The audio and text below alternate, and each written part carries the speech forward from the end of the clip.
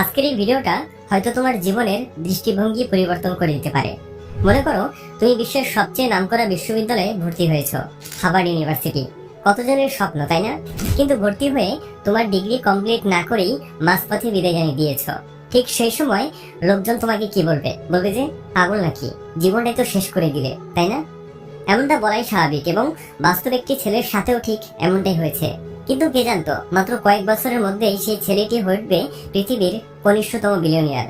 আর যে ওয়েবসাইটটা সে বানাতে শুরু করেছিল হার্ভার্ডের একটা ছোট্ট রুমে বসে, তা একদিন পৃথিবীর 306 কোটিরও বেশি মানুষকে একসাথে কানেক্ট করবে। হ্যাঁ, আমরা কথা বলছিলাম ফেসবুক আর তার প্রতিষ্ঠাতা মার্ক জাকারবার্গের কথা। ফেসবুক হলো এমন একটা প্ল্যাটফর্ম যেখানে প্রতি মিনিটে 40 লক্ষ পোস্ট শেয়ার করা হয়। কিন্তু আজ আমরা তোমাকে সেই প্ল্যাটফর্মের গল্প বলবো না। আজ আমরা এসেছি কিভাবে ভয়, অনিশ্চয়তার, ব্যর্থতার মাঝেও নিজের স্বপ্নের উপর বিশ্বাস রেখে এক তরুণ নিজের সাম্রাজ্য গড়ে তুললো, সেই গল্পটি তোমাদের সঙ্গে শেয়ার করতে। 2017 সালের 25শে মে হার্ভার্ড বিশ্ববিদ্যালয়ের 366তম সমাবর্তন অনুষ্ঠানে মার্ক জাকারবার্গ একটি ঐতিহাসিক স্পিচ দিয়েছিল। তবে সেটা কোনো প্রফেশনাল স্পিচ ছিল না, সেটি ছিল এক তরুণের আত্মা ছুঁয়ে যাওয়ার গল্প, যে নিজের সংগ্রাম, ব্যথা, স্বপ্ন আর উদ্দেশ্য নিয়ে মুখ খুলেছিল। সেদিন তিনি বলেছিলেন, এই পৃথিবীতে টিকে থাকার জন্য শুধু একটি চাকরি নয়, দরকার একটি উদ্দেশ্য। আরো বলেছিলেন, আজকের তরুণদের স্বপ্ন দেখতে হবে শুধু নিজের জন্য না, বরং পুরো পৃথিবীকে বদলে দেওয়ার জন্য। আজকের এই ভিডিওটা কেবল একটা কন্টেন্ট না, এটা হতে পারে তোমার জীবনের মোড় ঘুরিয়ে দেওয়ার মতো কিছু মিনিট। এখানে তুমি বুঝতে পারবে একটা ভিশন কিভাবে দুনিয়া বদলায়, একটা বিশ্বাস কিভাবে পথ তৈরি করে, আর একটা ছোট্ট শুরু কিভাবে নিয়ে যেতে পারে অনেক বড় একটা জায়গায়। বন্ধুরা, স্বাগত জানাচ্ছি নগর বেস্কোপের আজকের এই বিশেষ ভিডিওতে। তাহলে আর এক মুহূর্ত দেরি না করে মার্ক জাকারবার্গের সেই বিশ্বসেরা বক্তব্যটি বাংলায় আর অনেক সহজ ভাষায় তোমাদের সামনে উপস্থাপন করছি। কণ্ঠে আমি থাকলেও কথাগুলো থাকবে সব মার্ক জাকারবার্গের। তো চলো শুরু করা যাক। এই জায়গাটা আমার খুব পছন্দের, আর এত বৃষ্টির মধ্যে এখানে আসার জন্য তোমাদের অসংখ্য ধন্যবাদ। চেষ্টা করব তোমাদের আশাটা সার্থক বানাতে। আজ তোমাদের সঙ্গে থাকতে পেরে ভীষণ সম্মানিত বোধ করছি। কারণটা হলো, তোমরা যে অর্জন করতে পেরেছো আমি তা পারিনি। আর আমি যদি এখানে আমার এই ভাষণটি আজ শেষ করতে পারি, তাহলে এটাই হবে সেই প্রথম জিনিস যেটা আমি হার্ভার্ড থেকে কমপ্লিট করতে পেরেছি। 2017 সালের স্নাতক সম্পন্ন করা সকলকে অভিনন্দন জানাই। আর সমাবর্তন বক্তা হিসেবে আমি একটু বেমানান, এজন্য নয় যে আমি ড্রপ আউট হয়েছিলাম, বরং কারণটা হলো আমি আর তোমরা প্রায় একই প্রজন্মের প্রতিনিধি। 1 দশকেরও কম সময়ের ব্যবধানে আমরা এই প্রাঙ্গণে হেঁটেছি, একই লেকচার শুনেছি। আর এই প্রজন্ম থেকে, এই পৃথিবী থেকে আমি যা শিখেছি সেটাই আজ তোমাদের বলবো। গত কয়েকদিনে পুরোনো দিনের কিছু চমৎকার স্মৃতি মনে পড়ে গেল। তুমি হার্ভার্ডে ভর্তির সুযোগ পেয়েছো, এই খবরটা যখন প্রথম পেয়েছিলে, ঠিক সেই মুহূর্তটা কার কার মনে আছে? আমার কিন্তু মনে আছে। আমি তখন সিভিলাইজেশন নামে একটা ভিডিও গেম খেলছিলাম। সিঁড়ি দিয়ে দৌড়ে নিচে নেমে গিয়েছিলাম বাবাকে খবরটা দেওয়ার জন্য। সত্যি বলছি, সেদিনই মা বাবা আমাকে নিয়ে সবচেয়ে বেশি গর্বিত হয়েছিলেন। হার্ভার্ডে প্রথম লেকচার কার ছিল এটা কার মনে আছে? আমার ছিল কম্পিউটার সায়েন্স 1-1, হ্যারি লুইসের সেই অভাবনীয় ক্লাস। আমি ক্লাসে এসেছিলাম দেরি করে, তাড়াহুড়োয় উল্টো টি শার্ট পরে চলে এসেছিলাম। কেন কেউ আমার সাথে কথা বলছে না ঠিক বুঝতে পারলাম না। তবে হ্যাঁ, একজন কথা বলছিল, কেএক্স জিন। সেদিন ক্লাসে আমরা একসঙ্গে প্রবলেম সেট সমাধান করছি। কেএক্স জিন এখন ফেসবুকের বড় একটা অংশের দেখভাল করে। অতএব 2017 সালের স্নাতকেরা, তোমরা বুঝতেই পারছো কেন মানুষের সঙ্গে ভালো ব্যবহার করা উচিত। হার্ভার্ডে আমার সবচেয়ে মধুর স্মৃতি ছিল প্রিসিলার সঙ্গে প্রথম দেখা হওয়ার মুহূর্তটি। তখন আমি ফেসম্যাশ নামের একটা প্র্যাঙ্ক ওয়েবসাইট চালু করেছি মাত্র। খবরটা ছড়িয়ে পড়তেই বিশ্ববিদ্যালয়ের প্রশাসন বিভাগ জানালো তারা আমার সঙ্গে দেখা করতে চায়। সবাই ধরেই নিল আমাকে নিশ্চিত বের করে দেওয়া হবে। এমনকি আমার ব্যাগপত্র গোছাতে সাহায্য করতে বাবা মা চলে এলেন। বন্ধুরা আমার জন্য একটা বিদায়ী অনুষ্ঠানের আয়োজন করে ফেললো। আর দেখো কি ভাগ্য, সেই অনুষ্ঠানেই এক বন্ধুর সঙ্গে হাজির হলো প্রিসিলা। পোপো বেল টাওয়ারের প্রশোধন কক্ষের সামনে আমাদের দুজনের দেখা। সেদিন প্রিসিলাকে আমি যা বলেছিলাম সেটা নিশ্চয়ই অবিস্মরণীয় প্রেমের বাণীগুলোর মধ্যে স্থান পেতে পারে। আমি বলেছিলাম আগামী 3 দিনের মধ্যে আমাকে বিশ্ববিদ্যালয় থেকে ঘাড় ধাক্কা দিয়ে বের করে দেওয়া হবে। অতএব তোমার আর আমার খুব শীঘ্রই একসঙ্গে বসা দরকার। আজ তোমরা যারা স্নাতক ডিগ্রি নিচ্ছ, এই বুদ্ধিটা তোমরাও কাজে লাগাতে পারো। প্রিয়জনকে বলো আজই আমাকে বের করে দেওয়া হবে, তাহলে পড়লেও পড়তে পারে। তবে শেষ পর্যন্ত হার্ভার্ড থেকে আমাকে বের করে দেওয়া হয়নি, আমি নিজেই বেরিয়ে গিয়েছিলাম। ততদিনে প্রিসিলা আর আমি একসঙ্গে সময় কাটাতে শুরু করেছি। ফেসবুক নিয়ে যে সিনেমাটা তৈরি হয়েছে সেটি দেখলে মনে হয় ফেসবুক গড়ে ওঠার পেছনে ফেসম্যাশের একটা বড় অবদান ছিল। সত্যি বলতে কি, অবদানটা ততটা গুরুত্বপূর্ণ নয়। তবে হ্যাঁ, ফেস ম্যাশ না থাকলে হয়তো প্রিসিলার সঙ্গে আমার দেখা হতো না। সে আমার জীবনের সবচেয়ে গুরুত্বপূর্ণ মানুষ। সেই বিবেচনায় ক্যাম্পাসে থাকাকালীন ফেস ম্যাশ আমার সবচেয়ে গুরুত্বপূর্ণ আবিষ্কার। এই ক্যাম্পাসেই আমরা সারা জীবনের জন্য কিছু বন্ধু পেয়েছি, কেউ কেউ পেয়েছি জীবন সঙ্গীও। তাই এই জায়গাটার প্রতি আমার কৃতজ্ঞতা শেষ নেই। ধন্যবাদ হাবার্ড। আজ আমি তোমাদের সঙ্গে জীবনের লক্ষ্য নিয়ে কথা বলতে চাই। কদবাধা সমর্থন বক্তৃতার মতো আমি বলবো না তোমার জীবনের লক্ষ্যটা খোঁজো। আমরা 21 শতকের তরুণ, জীবনের লক্ষ্য খোঁজার কাজটি আমাদের সহজাত ভাবেই করার কথা। বরং আমি বলবো শুধু তোমার জীবনের লক্ষ্য খোঁজাই যথেষ্ট নয়। আমাদের প্রজন্মের চ্যালেঞ্জ হলো এমন একটি পৃথিবী তৈরি করা যেখানে সবাই নিজের জীবনের লক্ষ্য নিয়ে ভাবে। জন এফ কেনেডির একটা গল্প আমার খুব প্রিয়। তিনি একবার নাসা স্পেস সেন্টারে গিয়েছিলেন। সেখানে তিনি এক পরিচ্ছন্নতা কর্মীকে ঝাড়ু দিয়ে দেখলেন। তিনি জিজ্ঞেস করলেন, তুমি কি করছো? লোকটা জবাব দিলেন, মিস্টার প্রেসিডেন্ট, আমি একজন মানুষকে চাঁদে যেতে সাহায্য করছি। তোমার লক্ষ্যটা হয়তো আমার গণ্ডির চেয়েও বড়। তুমি হয়তো তোমার চেয়েও বড় একটা কিছুর অংশ। লক্ষ্যই মানুষকে সত্যিকারের সুখের সন্ধান দেয়। তোমরা এমন এক সময়ে স্নাতক সম্পন্ন করছো যখন লক্ষ্য ব্যাপারটা বিশেষ গুরুত্বপূর্ণ।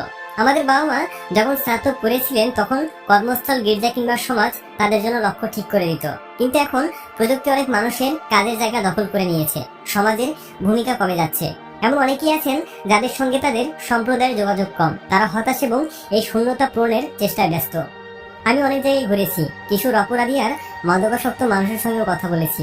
তারা আমাকে বলেছে স্কুলের সময়টুকুর পর একটা কিছু করার থাকলে হয়তো তাদের জীবনটা এমন হতো না। আমি কারখানার শ্রমিকদের সঙ্গেও কথা বলেছি। তারা জানেন তাদের প্রয়োজন ফুরিয়ে আসছে, তাই তারা তাদের জন্য নতুন চাকরি খুঁজছেন। কার্টন হাউসের ছোট্ট ঘরটিতে যেদিন ফেসবুকের যাত্রা শুরু হলো সেই রাতের কথা আমার মনে পড়ে। হাবার্ডের বাসিন্দাদের একসঙ্গে যুক্ত করতে পেরে আমি ভীষণ রোমাঞ্চিত ছিলাম। বন্ধুকে বলেছিলাম, দেখবি একদিন কেউ একদিন সারা পৃথিবীর মানুষকে সংযুক্ত করবে। ব্যাপারটা হলো আমাদের মাথায় কখন আসেনি এই কেউ একজনটা তো আমি হতে পারি। আমরা ছিলাম কলেজ পুরো বাচ্চা ছেলে। এত বিশাল কিছু সম্পর্কে আমাদের কোনো ধারণাই ছিল না। বরং আমাদের চারপাশে বড় বড় প্রযুক্তি প্রতিষ্ঠান ছিল। আমরা সির্ফ মনে করেছিলাম একদিন কেউ না কেউ করবে। কিন্তু একটি বিষয় আমি নিশ্চিতভাবে জানতাম, প্রতিটি মানুষ অন্যের সঙ্গে সংযুক্ত হতে চায়। অতএব দিনের পর দিন আমরা শুধু কাজ করে গেছি। জানি তোমাদের অনেকেরই এমন কিছু গল্প আছে। তোমরা জানো পৃথিবীতে একটা পরিবর্তন অসম্ভবই। তোমরা জানো কেউ না কেউ সেই পরিবর্তনটা আনবে। সেই একজনটা কেন তুমি নাও। আমি যখন ফেসবুক শুরু করি তখন নিশ্চিত ছিলাম না এটা সফল হবে কিনা।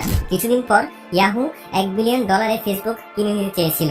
আমি আমার বন্ধুরা নিজেদের ভবিষ্যৎ নিয়ে অনিশ্চিত ছিলাম।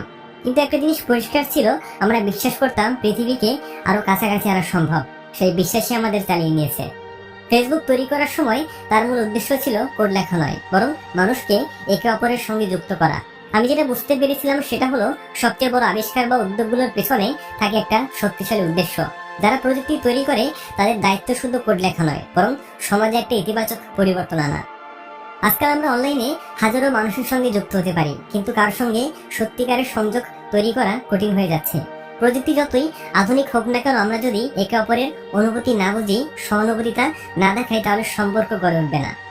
ফেসবুকের শুরুতে যখন সার্ভার ক্র্যাশ করতো অনেকেই বলতো এটা টিকবে না। তখন আমি ভাবতাম আমি কি ভুল করছি, কিন্তু আমি থামিনি। বারবার ব্যর্থতার মুখোমুখি হয়েও এগিয়ে গেছি। তোমার স্বপ্নে যদি বিশ্বাস না থাকে তাহলে তুমি বারবার হেরে যাবে, কিন্তু যদি মন থেকে চাও তাহলে ব্যর্থতাগুলোই তোমাকে সফলতার দিকে ঠেলে দেবে।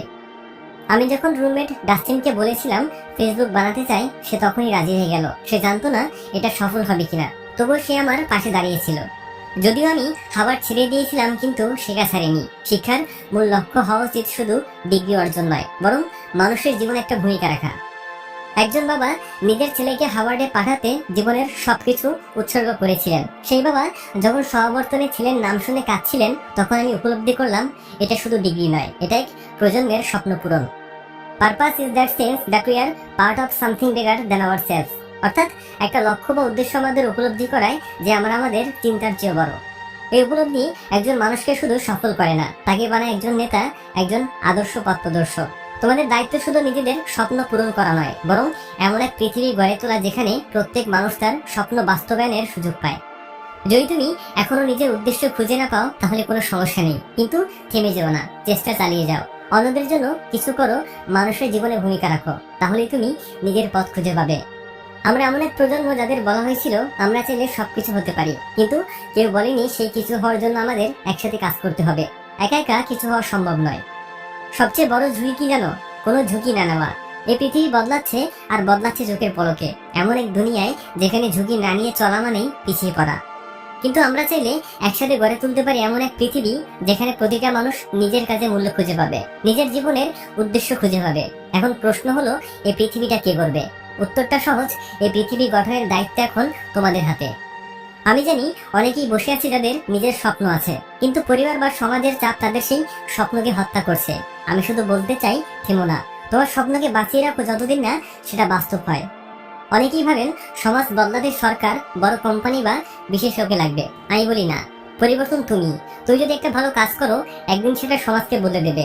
আমি অনেক নেতাকে দেখেছি যারা ভয় থেকে নেতৃত্ব দেয়, কিন্তু আমি বিশ্বাস করি ভালোবাসা থেকে সবচেয়ে শক্তিশালী নেতৃত্ব জন্ম নেয়। তোমরা পৃথিবীর সবচেয়ে শিক্ষিত সম্ভাবনাময় প্রজন্ম। তোমরা যদি নিজেদের জীবনে উদ্দেশ্য তৈরি করো, তাহলে বিশ্ব বদলাবে। ঠিক যেমন আমাদের প্রজন্ম ইন্টারনেট বানিয়েছে, ঠিক তেমনি তোমরাও নতুন কিছু তৈরি করবে। আমি আশা করব তোমরা তোমাদের জীবনকে নিজেদের পাওয়া আশীর্বাদ হিসেবে গ্রহণ করবে এবং পুরো পৃথিবীটাই বদলে দেবে। তোমাদের জন্য অনেক অনেক শুভকামনা। সকলকে ধন্যবাদ। ভালো থাকবে। বন্ধুরা, তুমি হয়তো এখনো নিজের লক্ষ্য খুঁজে পাচ্ছ না, কিংবা পথটা খুব ঝাপসা মনে হচ্ছে, কিন্তু মনে রেখো, মার্ক জাকারবার্গ একসময় জানতেন না তার কোড লেখা একদিন পুরো পৃথিবীটাকে বদলে দেবে। তাই থেমো না। আর হ্যাঁ, এই পৃথিবী ঠিক তখনই বদলাবে যখন তুমি নিজেকে বিশ্বাস করা শুরু করবে। তোমার এমনই প্রতিটি মুহূর্তকে ঘিরে গল্পে, ভবিষ্যৎ এবং স্বপ্নে নগর বেস্কোপ আছে সবসময় তোমার সাথে। তাই ভালো লাগলে একটা লাইক করতে ভুলো না। দেখা হবে পরবর্তী ভিডিওতে। ততক্ষণ পর্যন্ত সাবস্ক্রাইব করে নগর বেস্কোপের সাথেই থাকো। Thanks for watching.